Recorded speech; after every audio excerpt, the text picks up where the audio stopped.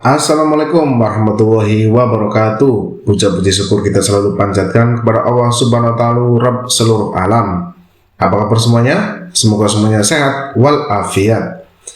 Jumpa lagi dengan saya Fafza yang akan menceritakan alur cerita film berjudul Maharaj. Garis besar film ini menceritakan seseorang pemuda cerdas yang melawan oknum pemuka agama yang doyan asusila gadis pengikutnya. Tidak usah berlama-lama lagi, langsung saja kita simak bersama ceritanya. Pada tahun 1832 di kota Fadal, Gujarat, lahirlah seorang bernama Karsandas. Kelahiran Karsandas disambut meriah keluarganya. Semua orang senang akan kelahiran keluarga baru mereka. Bayi Karsandas termasuk bayi yang aktif yang tidak bisa diam selama 10 menit. Seiring berjalannya waktu, Karsandas tumbuh menjadi anak yang sering bertanya. Karsandas sering mempertanyakan ritual pemujaan-pemujaan kepada dewa dalam agama mereka. Namun, takdir Karsandas kecil dipaksa berpikir dewasa karena kehilangan ibu tercinta saat berumur 10 tahun. Waktu terus berlalu, ayah Karsandas menikah lagi, hingga Karsandas dirawat paman dan bibinya keluar kota. Di kota itu merupakan pusat Grand Heavenly atau kuil bagi keturunan para dewa. Di kota inilah Karsandas dibesarkan. Singkat cerita, Karsan tumbuh besar dan lulus sarjana. Karsandas mulai bekerja di salah satu media pers di sana. Disinilah Karsandas mulai menulis kritikan sosialnya tentang kesetaraan akan status sosial. Tulisan Karsandas mulai dibaca dan disukai semua orang, bahkan sampai kepada petinggi aktivitas lainnya. Karsandas mempunyai tunangan bernama Kishori. Kishori merupakan kembang desa yang terpelajar dan taat akan agama. Kishori menganggap para keturunan dewa yang tinggal di Grand Heavenly seperti Tuhan. Setiap khotbah, apa kata-kata dari keturunan dewa dianggap sebagai kebenaran, meskipun tidak masuk logika bagi Karsandas. Mereka menyebut para keturunan dewa itu sebagai JJ atau Maharaj. Setiap permintaan Maharaj atau JJ selalu dipenuhi pengikutnya karena permintaan JJ dianggap berkah. Maharaj kerap meminta anak gadis atau istri mereka buat melayani nafsu Maharaj untuk tidur bersama. Maharaj berdalih itu sebagai persembahan. Jika tidak, maka mereka akan dikutuk jadi binatang atau buta warna. Kepercayaan inilah yang turun-temurun dan sudah menjadi bagian dari adat istiadat dan ajaran agama selama bertahun-tahun. Suatu hari, diadakanlah pesta Holi di depan Grand Heavenly yang sangat meriah. Kishori dan Dasrandas ikut menari gembira di sana. Dalam pesta itu, sang Maharaj menunggu Kishori untuk melayani nafsu bejatnya. Kishori pun senang dan merasa terhormat karena menganggap dia adalah wanita yang terpilih yang bisa melayani Maharaj. Setiap orang boleh melihat Maharaj enjos-enjos dengan membayar 11 rupiah. Mereka menganggap kekonyolan ini sebagai bentuk pemujaan. Karsandas yang mengetahui tunangannya dijadikan persembahan langsung menuju ke Grand Heavenly. Karsan langsung berteriak menghentikan perbuatan tersebut dan menyuruh Kishori pergi. Namun Kishori menolak karena menganggap itu sebagai ritual ibadah. Karsandas kecewa, marah terhadap Kishori. Karsandas pulang lalu menangis di kamar sejadi-jadinya.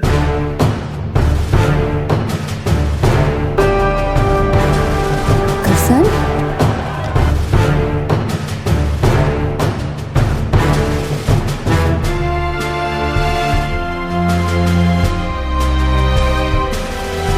Suatu pagi, Kisori menemui Karsan di kantornya.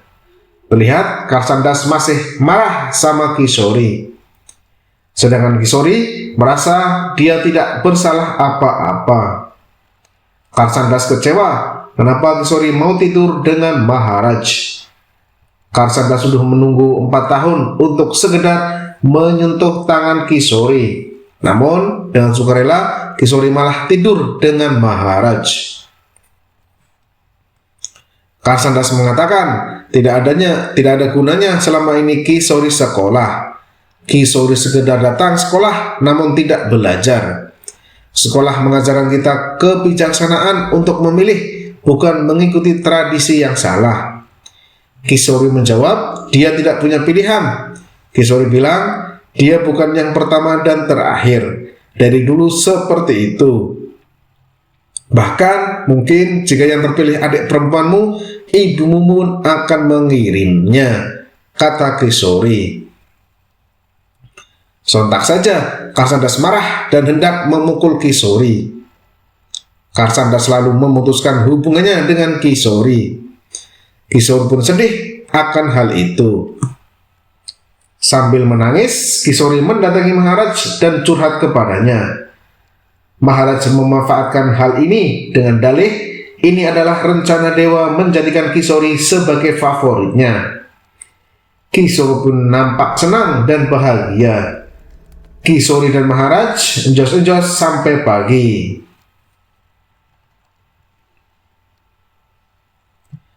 Keesokan harinya, Kisori pun pulang ke rumah dengan kain sari baru dan anggung.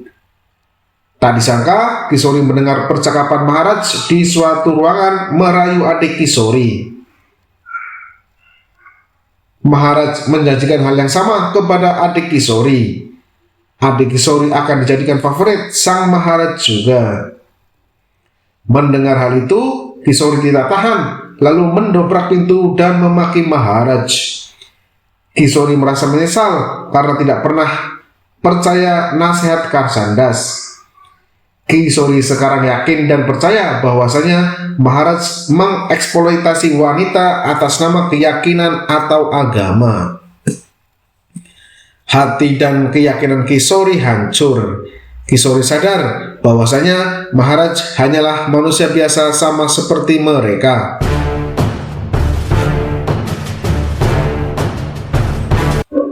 Di sisi lain, nampak Samji dan Lelavati adiknya mendatangi Grand Heveli untuk bertemu Maharaj. Samji meminta pertanggungjawaban Maharaj karena telah menghamili adiknya Lelavati. Dengan gampangnya, Maharaj menyuruhnya menggugurkan kandungannya. Samji marah, namun Lelavati malah bersujud kepada Maharaj meminta kebijaksanaannya. Maharaj lalu memberikan ladu kepada Lelavati untuk menggugurkan kandungannya. Lelavati tidak berbuat apa-apa dan hanya menurut saja. Di malam hari, dalam keadaan hujan yang deras, Samji berteriak di jalan meminta tolong karena kandungan adiknya kesakitan. Karsandas yang lewat hendak menolong, namun saat hendak membawakan gerobak, mereka berdua sudah tidak terlihat lagi.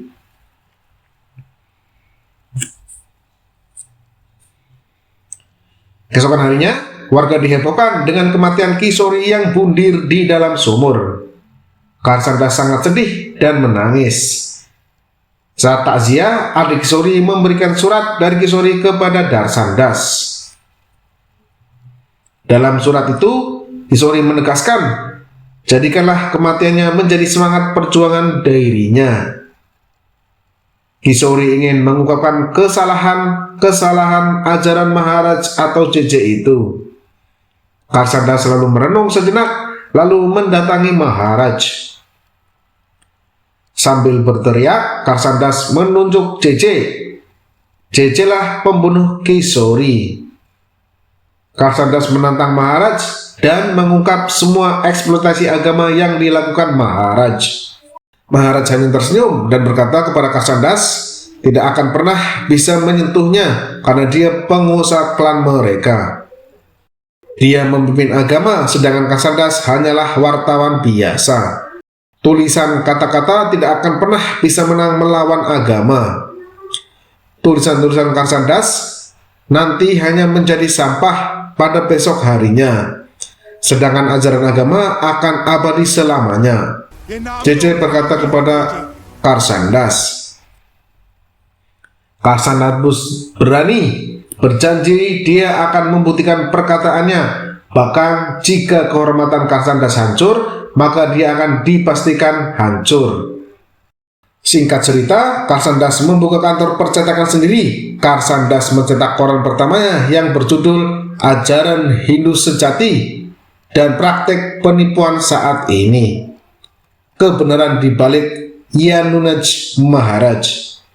Namun saat koran tersebut hendak diedarkan, sekelompok orang menghadang pengiman dan membakar semua koran tersebut. Koran pertama Karsandas gagal tersebar. Tidak sampai di situ, Maharaj sengaja menutup pintu masuk Grand Heveli agar para penganut agamanya tidak bisa membatalkan puasa sebelum selesai berdoa pagi di situ. Maharaj berharap umat marah dan mendesak Karsandas untuk meminta maaf kepada Maharaj. Sesuai skenario, Maharaj para pengikutnya marah dan hendak mendesak Karsandas, namun tidak disangka Karsandas malah berani menemui mereka dengan membawa gambar dewa. Karsandas berkata, pintu Heveli ditutup sengaja oleh Maharaj biar mereka marah. Maharaj tahu jika dia lapar, maka Maharaj gampang saja mengeksploitasi mereka untuk menyerang saya. Karsandas berkata, Maharaj takut akan artikelku, sehingga dia membakar semua salinan sebelum sampai ke pasar. Karsandas menegaskan bahwasanya mereka mengajarkan Tuhan ada di mana-mana, tapi sekarang mereka mogok. Pelayan dewa bisa mogok, tapi Tuhan tidak pernah bisa mogok. Lukisan dewa ini juga Tuhan kita, maka berdoalah dan berbuka puasa, kata Karsandas. Semua orang terdiam hingga akhirnya ada seorang wanita dan sesepuh Heveli memulai doa pagi dan berbuka puasa bersama. Berita ini cepat menyebar ke seluruh media. Karsandas menjadi viral dan dibicarakan banyak orang. Hingga akhirnya koran pertama Satya Prakash milik Karsandas diterbitkan. Koran itu menjadi viral dan sukses dibaca seluruh masyarakat. Akibatnya, dari koran Satya Prakash, masyarakat mulai sadar akan penyimpangan-penyimpangan ajaran Maharaj. Satu persatu masyarakat mulai berani menolak jika diminta sebagai persembahan untuk melayani nafsu bejat Maharaj. Dikarenakan hal ini, Maharaj menuntut Karsandas ke pengadilan dengan dalih pencemaran nama baik dengan denda 50.000 baht. Karsandas mulai menyusun rencana untuk melawan Maharaj dengan mengumpulkan beberapa saksi korban eksploitasi wanita oleh Karsandas. Beberapa hari sebelum pengadilan, kantor Satya Prakash milik Karsandas dibakar. Para saksi mundur karena takut akan ancaman Maharaj. Di tengah keputusasaan, tiba-tiba istri Maharaj datang menemui Karsandas. Dia memberikan alamat orang yang siap untuk menjadi saksi Karsandas. Saat Karsandas hendak menemui mereka, ternyata mereka adalah Shamji dan adiknya yang sedang hamil.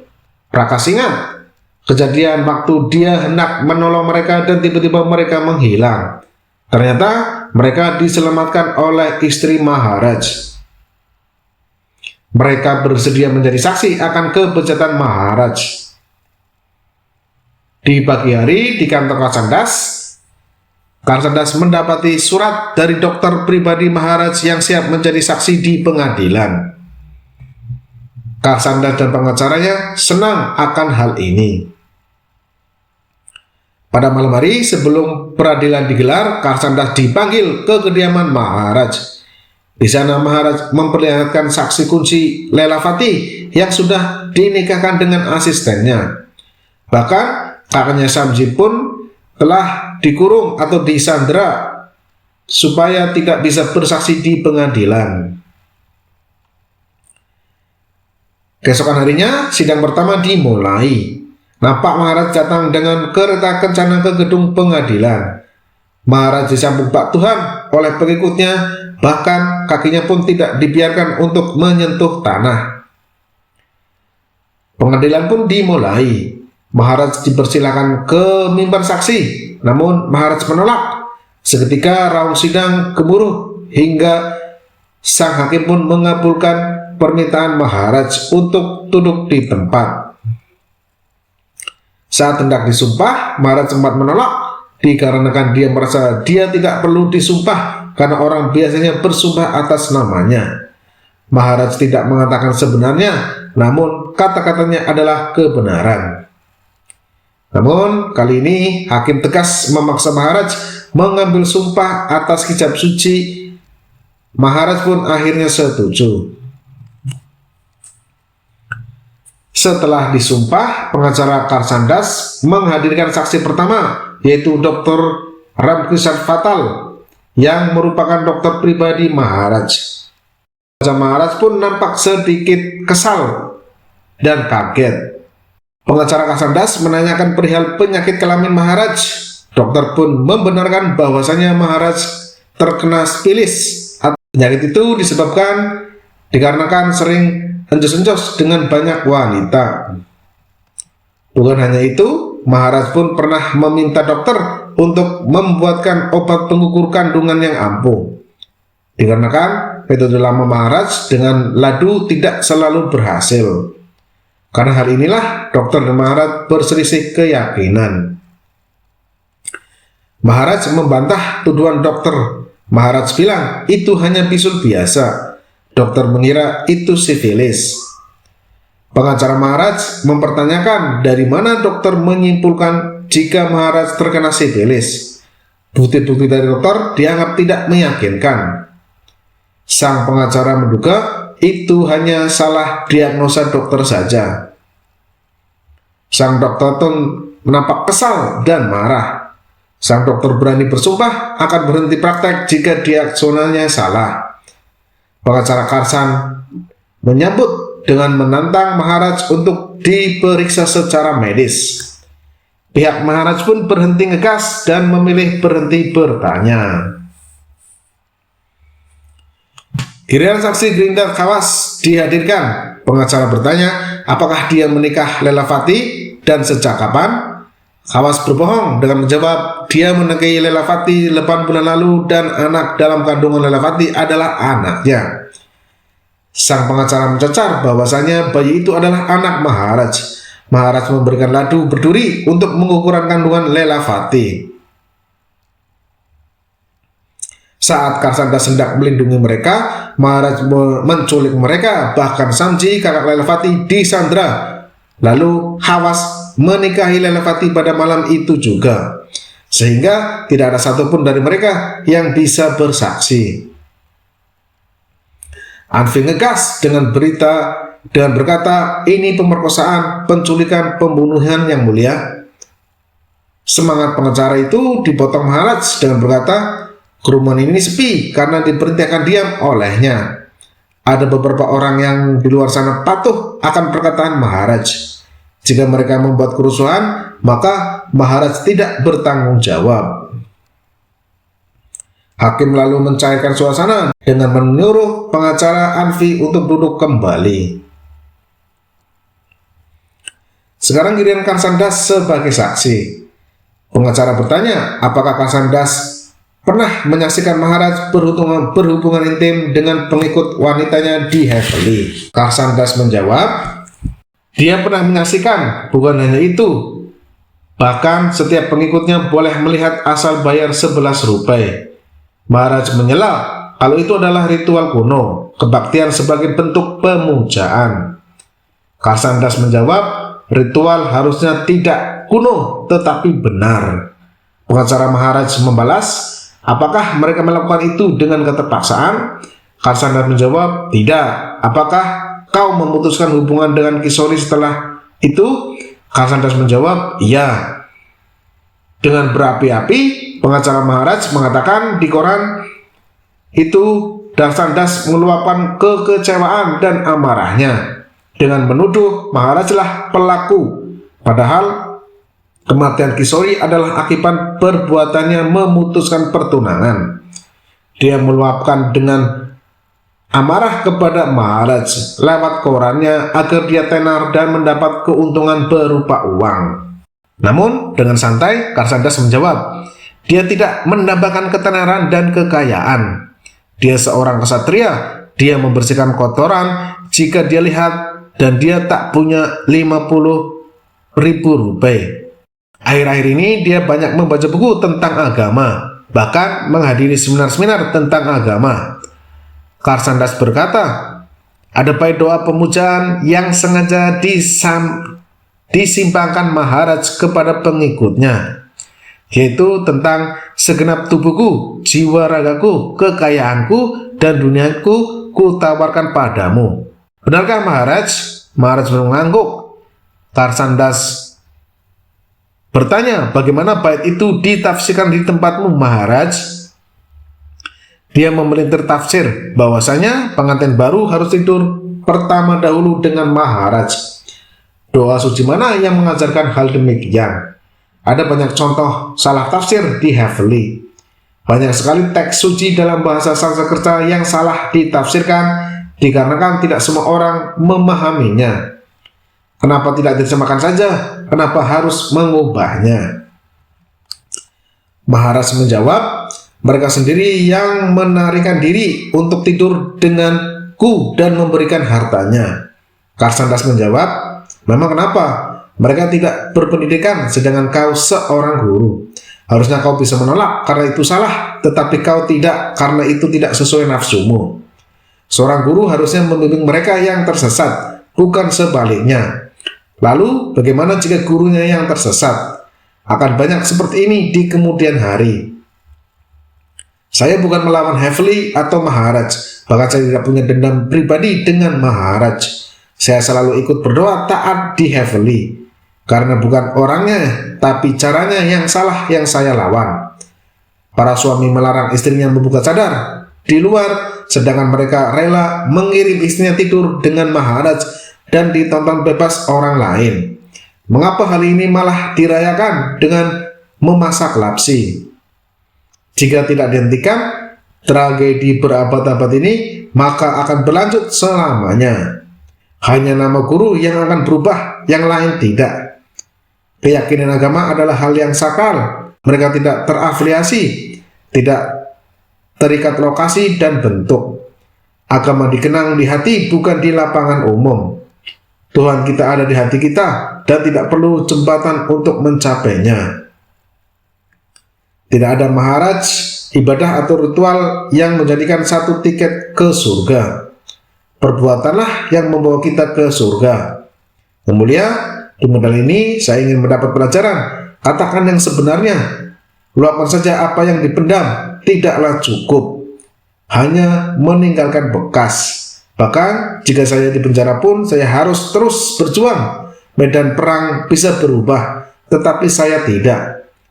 Berdiri di sampingku atau akan berjuang sendirian.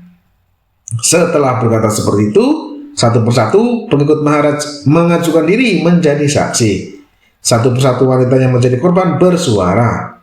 Sidang akhirnya dimenangkan Karsandas. Maharaj keluar persidangan tanpa sambutan pengikutnya. Karsandas pun bebas dari tuduhan. Dan film pun berakhir. Apa kesimpulan dari film ini? Adab kepada guru adalah sangat penting. Namun, jika seorang guru mengajarkan kesalahan-kesalahan atau yang dilarang agama, hendaknya kita berani menolak untuk kebenaran. Oke, itu saja dari saya. Assalamualaikum warahmatullahi wabarakatuh. See you.